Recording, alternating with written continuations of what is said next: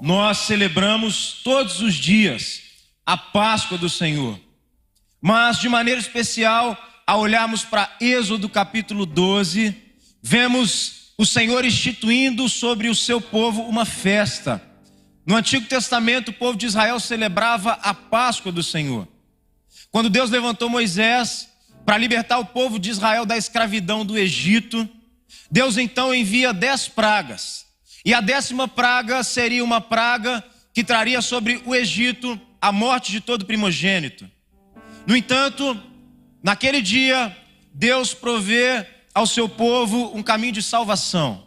Primeira coisa, Deus manda todo mundo ficar dentro de casa. Então esse negócio de fica em casa não é de agora. Só que não é o fato de nós estarmos dentro de casa que nos dá segurança. Pelo contrário, o Senhor disse a Moisés que cada família dos filhos de Israel tome um cordeiro sem defeito. E esse cordeiro vai ser sacrificado. Eles cearão, comerão desse cordeiro, mas pegarão o sangue do cordeiro e passarão nas ombreiras das portas. Durante a noite eu passarei sobre a terra do Egito e ferirei a terra do Egito com juízo. Mas ao olhar para as ombreiras das portas, quando eu vir o sangue do cordeiro imolado, eu pouparei aquela casa. O que traz segurança para o povo de Deus não é a tranca na porta da frente da nossa casa, nem o fato de nós estarmos resguardados nesses dias, mas o sangue do cordeiro é aquele que traz segurança para a nossa alma. Naqueles dias, eles celebravam a Páscoa da libertação do Egito, mas agora nós celebramos a libertação do pecado.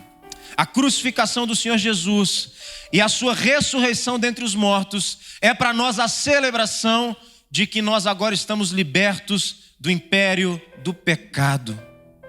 Hoje nós vamos estudar as 7 palavras que Jesus disse na cruz do Calvário. Eu não sei se você sabe disso, mas na cruz, Jesus disse 7 palavras. E a primeira palavra, eu leio aqui em Lucas capítulo 23, verso de número 33. Quando chegaram ao lugar chamado Calvário, ali o crucificaram, bem como aos malfeitores, um à direita, o outro à esquerda. Contudo, Jesus dizia: Pai, perdoa-lhes, porque não sabem o que fazem. A palavra do Senhor Jesus é: perdoa-lhes, perdão de pecados. Ele mesmo que por várias vezes disse no seu ministério: perdoados estão os teus pecados, agora ele se coloca em nosso lugar naquela cruz. E ele clama ao Pai, aos homens que o trataram mal naquele momento, dizendo: Pai, perdoa-lhes, porque não sabem o que fazem. Segunda carta aos Coríntios, capítulo 5, verso 19. A saber, que Deus estava em Cristo, reconciliando consigo o mundo, não imputando aos homens as suas transgressões, e nos confiou a palavra da reconciliação. Perdoa-lhes, pois não sabem o que fazem.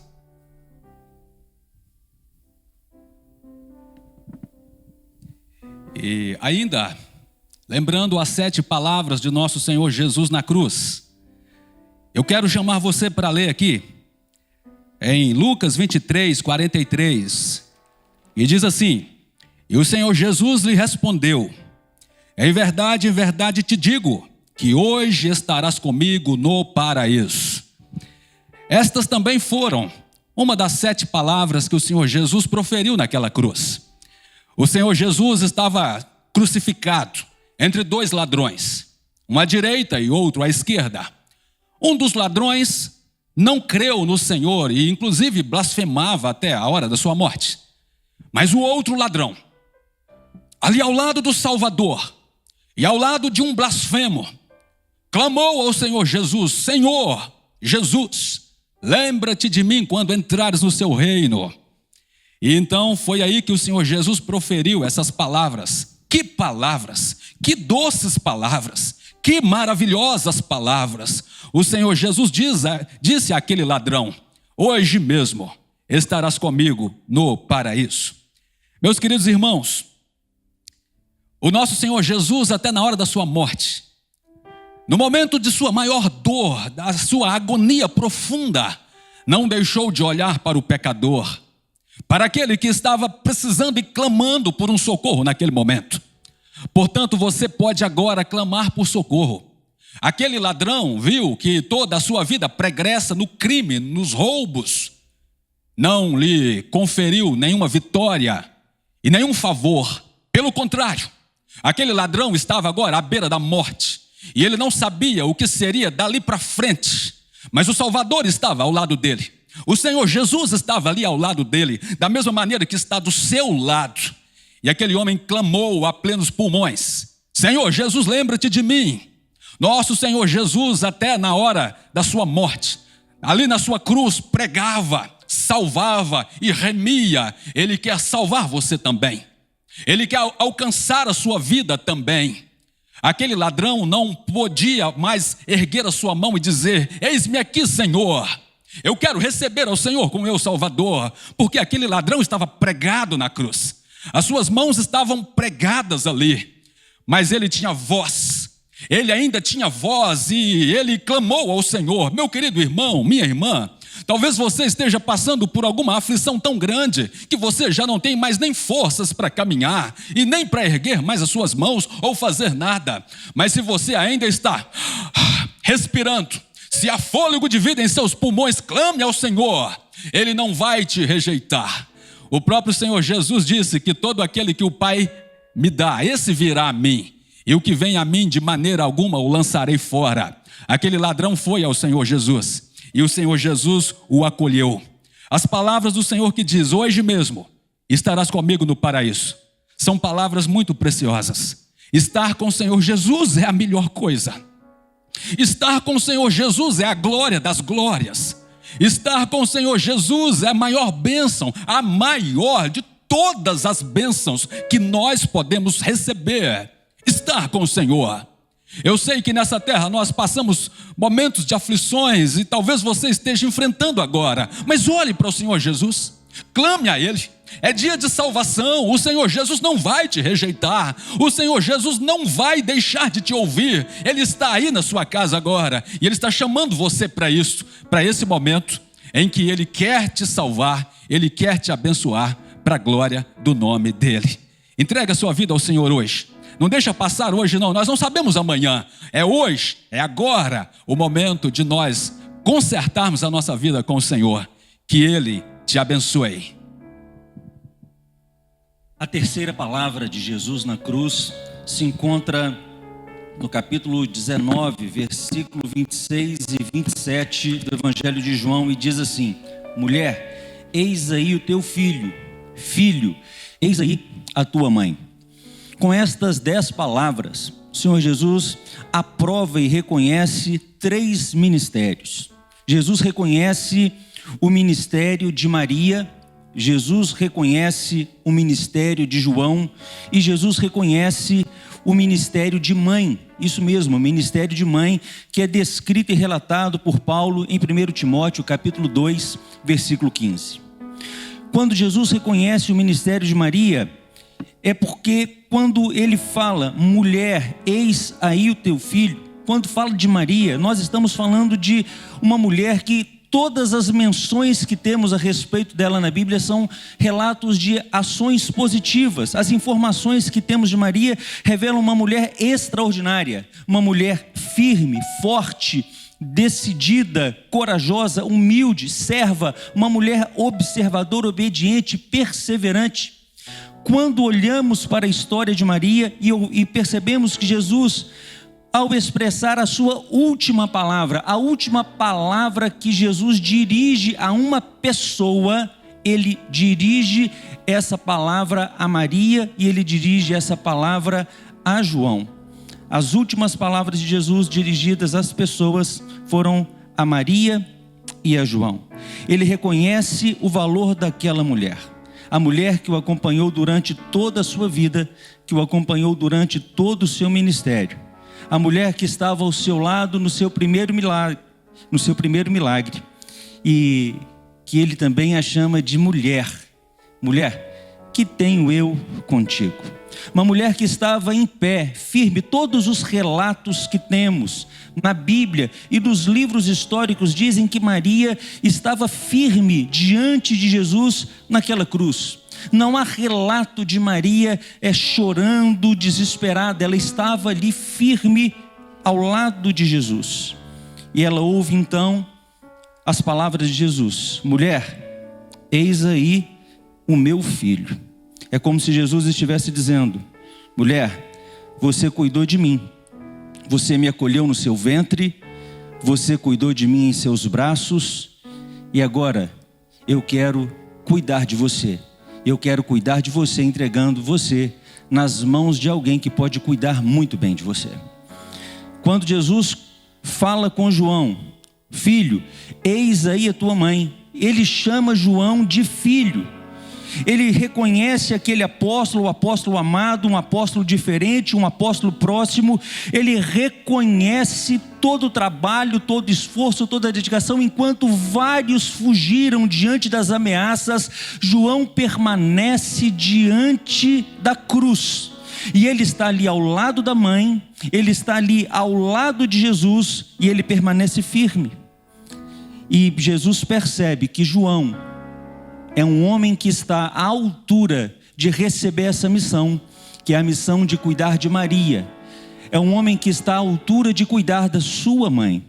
E é interessante que ele usa exatamente essa expressão: João, eu quero que você cuide da minha mãe. Está aí diante de você a minha mãe. Perceba que quando Jesus se dirige a Maria, ele fala: mulher, eis aí o meu filho. Mas quando ele se dirige a João, ele fala: João, eis aí a sua mãe. É muito importante perceber a distinção. Ele não chama Maria de mãe, mas quando ele vai falar com João, ele está dizendo: eu quero que você cuide dessa mulher como se ela fosse a sua mãe, porque Jesus reconhece o terceiro ministério, e o terceiro ministério que ele reconhece é o ministério de mãe. O valor que tem o ministério de mãe, o ministério de redenção. Através do ministério de mãe, as mulheres acontece a redenção da mulher. Aquilo que tinha sido perdido lá no Éden, Paulo percebe que acontece a redenção, e isso é descrito. Eu quero resumir e quero dizer para você: cumpra o seu papel de mãe, cumpra o seu papel de discípulo, cumpra o seu papel de filho. Nós percebemos aqui todo o cuidado, os cuidados de Jesus com sua mãe, o cuidado que a mãe teve com o filho, o cuidado que agora João terá a oportunidade de exercer com a mãe de Jesus. A quarta palavra da cruz está descrita no Evangelho de Marcos, capítulo 15, verso 34. A hora nona, clamou Jesus em alta voz: Eloi, Eloi, lama sabactani, que quer dizer: Deus meu, por que me desamparaste? A dor do abandono, o vazio do isolamento, a angústia da solidão, o sofrimento da separação, o grito do desamparo: Deus meu, por que me desamparaste? Abandonar é entregar a própria sorte. E ali naquela cruz, o próprio Filho de Deus, Jesus Cristo, aquele que dizia sempre que estava em constante comunhão com o Pai, aquele que disse por várias vezes: eu e o Pai somos um, não faço nada sem a autorização do meu Pai. Agora, usando as palavras do Salmo 22, esse texto então deixa claro ali que Deus estava como que entregando o seu Filho à sorte dos seus acusadores, à sorte daqueles que o condenaram àquela morte. Mas assim como Jesus não se queixou da inexistência de Deus, porque ele se dirigiu a ele, Deus meu, ele também não se queixou da sua falta de ação, da sua inatividade, porque Deus, ao abandonar ali o seu filho, ele fez algo. Ele o entregou por mim e por você. E por que Deus abandonaria Deus? Porque Deus abandona Deus? Porque Jesus se fez pecado em nosso lugar. Porque naquele momento ele recebeu a ira de Deus, toda a ira de Deus derramada sobre ele. Deus fez cair sobre o seu próprio filho a maldade de todos nós. Porque Deus abandonaria Deus? Isaías capítulo 59, verso 2 diz que as vossas iniquidades fazem separação entre vós e o vosso Deus, e os vossos pecados encobrem o seu rosto de vós para que não ouça. Deus meu, por que me desamparaste? Por que me deixaste só nesse momento de grande angústia? Sabe por que isso aconteceu, meu irmão, minha irmã? Isso aconteceu porque era necessário. Era necessário que o Filho unigênito de Deus sofresse o abandono, o desprezo.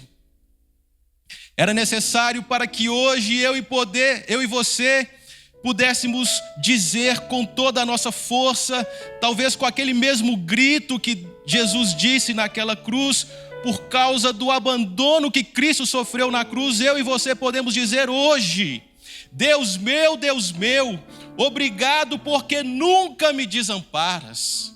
Ele foi desamparado na cruz para que eu e você pudéssemos nos achegar até Deus. Ele sofreu o isolamento, a rejeição, a solidão naquela cruz para que eu e você fôssemos incluídos na história da salvação. Para que eu e você também pudéssemos abrir os nossos lábios e dizer: obrigado, Deus, porque o Senhor nunca me desampara.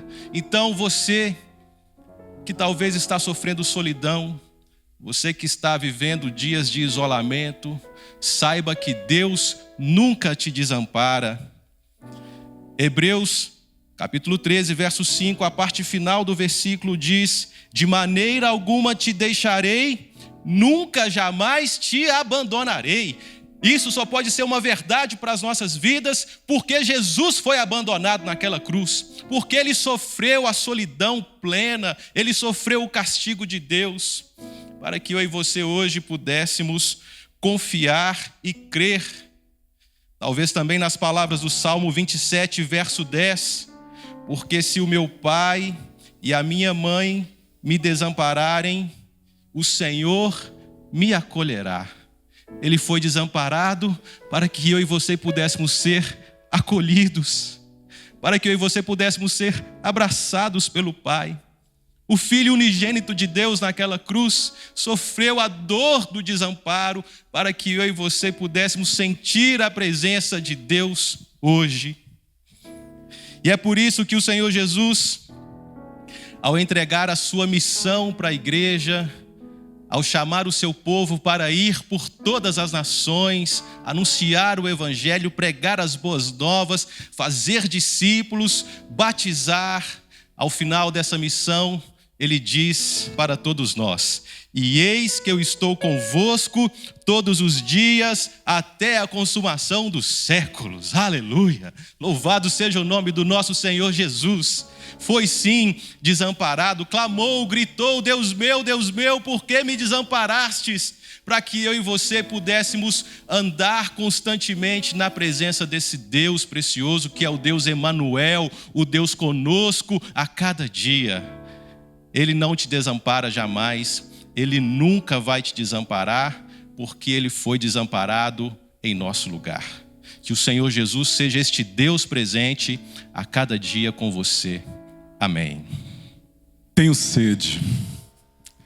Esta é mais uma expressão, uma frase, e nela contém uma palavra que fala muito da humanidade do nosso Senhor Jesus Cristo. Tenho sede. Está próximo do fim da vida do Senhor e ele já estava sentindo isso muito bem. E com essa palavra Jesus denota, expressa a sua humanidade, mas tornou-se difícil demais para Jesus respirar em meio àquele sol do Oriente, corpo pendurado, sangrando, com dificuldade para respirar. E quando ele tinha que fazer isso, ele tinha que erguer um pouco e mais dores sentia. E provavelmente, desejoso de falar mais umas palavras que vocês ouvirão hoje, ele teve sede. E no entanto, ele não quer morrer sem declarar, sem proferir essas palavras para mim e para você. Então ele pede algo para beber, para molhar os lábios, para que ele pudesse então cumprir essa missão. E em João capítulo 19, versículos 28 e 29, nós encontramos a expressão de Jesus: tenho sede. Jesus sabia que tudo já estava terminado e para cumprir as escrituras disse: eu tenho sede. Havia ali uma jarra de vinho azedo, de modo que ensoparam uma esponja nele, puseram um caniço e suspenderam até os lábios de Jesus. Aquilo tudo aconteceu, até mesmo o fato de ele pedir água ou declarar sede, aconteceu para que se cumprisse a palavra de Deus. Diz aqui, Jesus sabia que tudo já estava terminado e para cumprir as escrituras. Que escrituras são essas? Nós encontramos lá no Salmo, no Velho Testamento, Salmo 69, versículo 21, que diz isso com muita clareza. Curiosamente, diz aqui, um salmo de lamentação escrito por Davi, mas coloca o Senhor Jesus no meio dessa escritura. E a verdade é essa: eles colocaram fel na minha comida e deram-me vinagre para a minha sede. Salmo 69, versículo 21. Jesus já tinha rejeitado em outra ocasião um vinho amargo. Jesus já havia rejeitado também. Mas nesse contexto aqui, o Senhor, quando declara essa palavra, tenho sede, tinha algo a nos ensinar. E eu quero então aplicar isso aqui agora ao seu coração, nesse momento, no nome de Cristo Jesus. Dia de ressurreição, dia de vitória para o seu coração, no nome de Cristo Jesus. Qual é o verdadeiro sentido dessa expressão? O que é que estava por trás dessa palavra do Senhor Jesus? Primeiro, a humanidade do Senhor Jesus. É provavelmente de maior importância a palavra de Jesus: tenho sede. Isso nos lembra essa sede física, a natureza física de Jesus, nos lembra da sua humanidade. E aqui nós encontramos o Senhor 100% humano, pendurado naquela cruz, por mim e por você. Isso não era brincadeira na cruz, um ser divino fingindo ser alguém, não. Era o Jesus totalmente humano, pendurado ali e pendurado por mim e por você. Tenho sede. Mostra a humanidade do Senhor Jesus, que se entregou por mim e por você.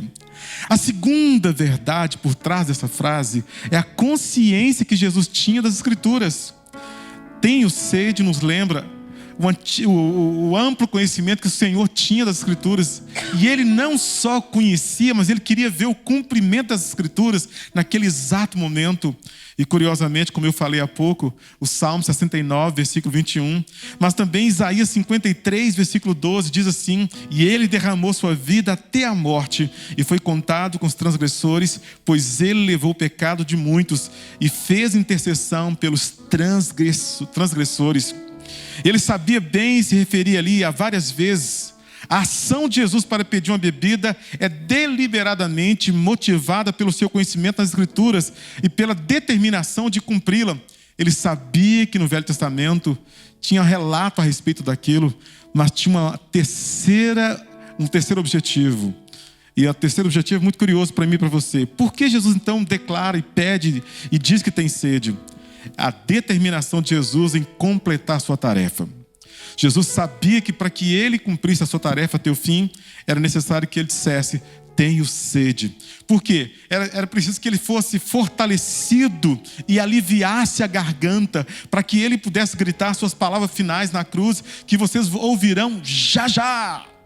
E essa palavra é de muita importância para mim e para você.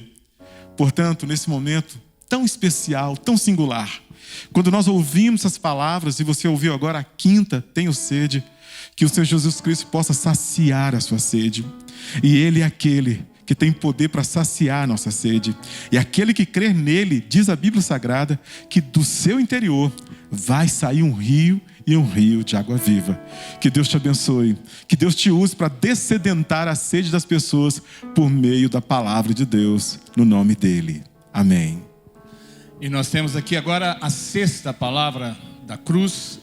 Nós a encontramos no Evangelho de João, capítulo 19, versículo 30.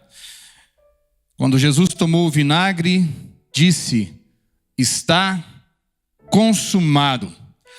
Nessas palavras tão contundentes que ouvimos agora há pouco, a quarta e quinta palavra, ou frase, quando Jesus diz: Deus meu, por que me desamparaste? A gente ouve o brado de desolação do Salvador. Quando ele disse: tenho sede, nós escutamos o seu clamor de lamentação. Mas chega agora aos nossos ouvidos o seu brado de júbilo: está consumado. Passamos das palavras da vítima para as palavras do conquistador: está consumado. Os antigos gregos orgulhavam-se muito de serem capazes de dizerem muita coisa falando pouco. Era um ditado que tinha naquele tempo: dar um mar de assunto em uma gota de linguagem. Isso era tido como a perfeição da oratória. E o que eles buscavam é encontrado aqui em uma única palavra. Na tradução para o português, temos duas palavras: está consumado, mas foi apenas uma palavra dita pelo nosso Senhor Jesus Cristo: tetelestai, tudo feito, cabalmente feito, definitivamente feito, perfeitamente feito. Você poderia, quem sabe, nessa semana, dar uma olhadinha na carta aos Hebreus, que você vai encontrar várias e várias vezes essa expressão lá: de uma vez por todas, definitivamente, tetelestai, está consumado. Essa palavra então significa, compreende, contém todo o Evangelho de Deus. Está consumado. Nessa palavra, nessa expressão, está contido o fundamento da segurança dos crentes no nosso Senhor Jesus Cristo. Está consumado. Este não foi um grito de desespero de um mártir desamparado. Não foi uma expressão de satisfação pelo término de seus sofrimentos terem chegado ao fim. Não foi o último suspiro de uma vida que se findava. Não. Antes foi a declaração da parte do divino Redentor de que tudo pelo qual ele viera à terra para fazer estava agora feito, está consumado. O que estava então consumado? Estava consumado o cumprimento de todas as profecias. Do ponto de vista humano, houve um pequeno estrago, na verdade um grande estrago naquilo que Deus havia feito. Vou repetir: do ponto de vista humano, o pecado veio trazer severas avarias. Está consumado quer dizer que as profecias foram cumpridas, aquelas profecias que começaram lá no Éden: da semente da mulher vai nascer um que vai esmagar a cabeça da serpente. Aquele cordeiro que foi visto na região do Monte Moriá por Abraão e Isaque foi o mesmo cordeiro simbolizado que apareceu lá anos mais tarde, que João o Batista apontou e disse: eis o Cordeiro de Deus que tira o pecado do mundo. O que estava consumado? O fim dos sofrimentos do Salvador. O que estava consumado? A finalização do objetivo da encarnação, ou seja, perfeitamente alcançado o objetivo da encarnação. O que estava consumado? A realização da expiação, o fim dos nossos pecados, o perdão dos nossos pecados. Na carta aos Colossenses nós encontramos que o escrito de dívida que pesava contra nós estava definitivamente rasgado. Está consumado o cumprimento das exigências da lei. Está consumado a destruição do poder de Satanás. A palavra nos diz, na carta aos Romanos, capítulo 16, que em breve o Deus da paz esmagará Satanás debaixo dos nossos pés. Em breve poderemos cantar com o profeta e com o apóstolo: onde está a morte a sua vitória, onde está a morte o seu aguilhão, tragada foi a morte pela vitória. Está consumado. Cristo nos libertou do domínio da escravidão do pecado.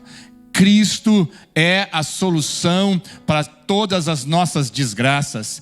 Cristo consumou na cruz do Calvário e na ressurreição todo o plano de Deus para a nossa vida.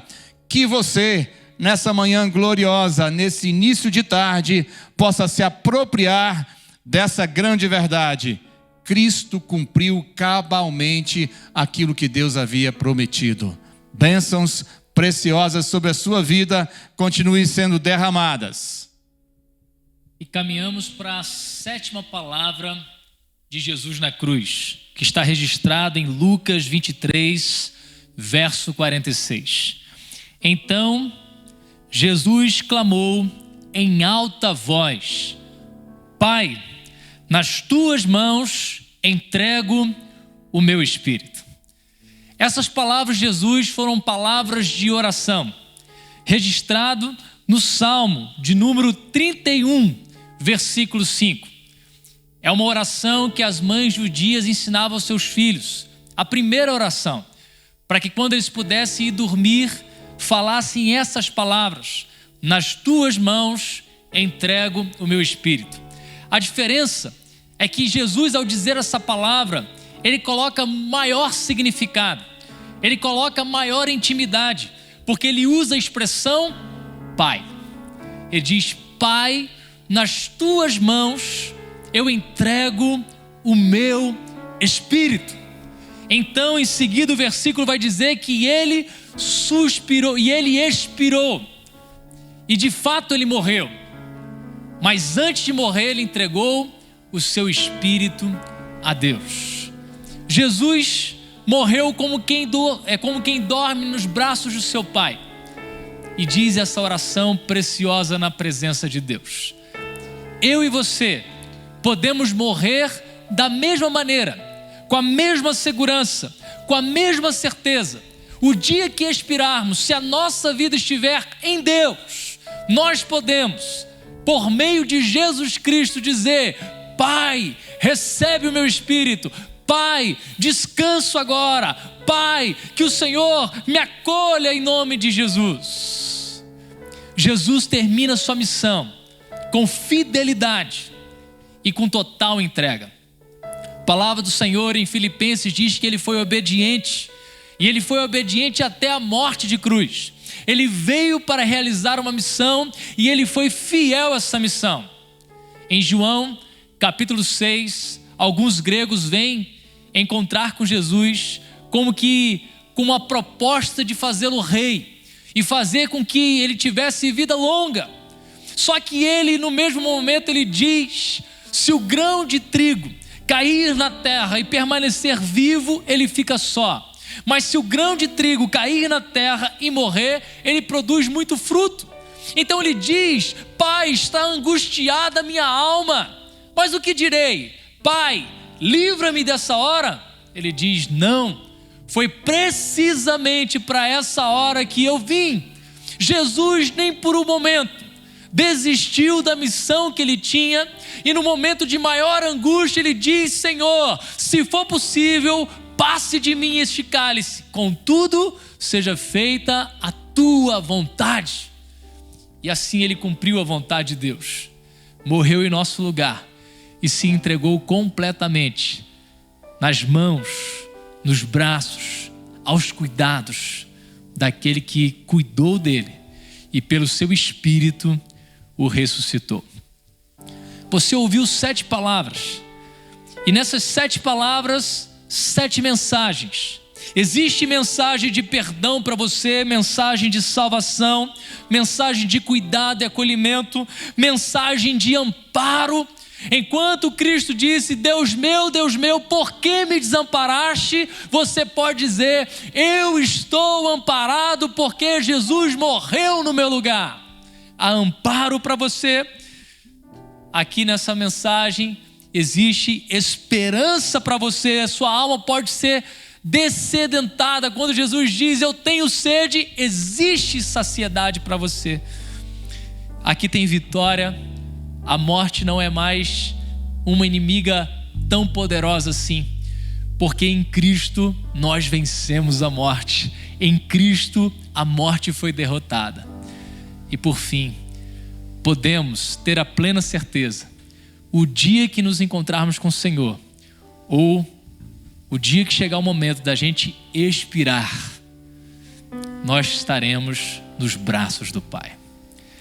Eu não sei se você já entregou a sua vida a Jesus Cristo. A Páscoa que celebramos é a morte e a ressurreição de Jesus. E essa morte e ressurreição não está disponível apenas por um dia. Ela está disponível para você todos os dias.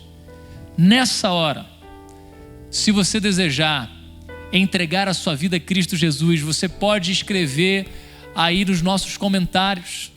Pode dizer, eu quero entregar a minha vida a Cristo. Ou então, você quer voltar para os caminhos de Deus, você pode colocar, eu quero voltar aos caminhos do Senhor. Tem um link aí, tem pessoas para poder te ajudar, para você conhecer mais a Jesus Cristo, se tornar membro da igreja e ter um acompanhamento. Eu gostaria de orar pela sua vida.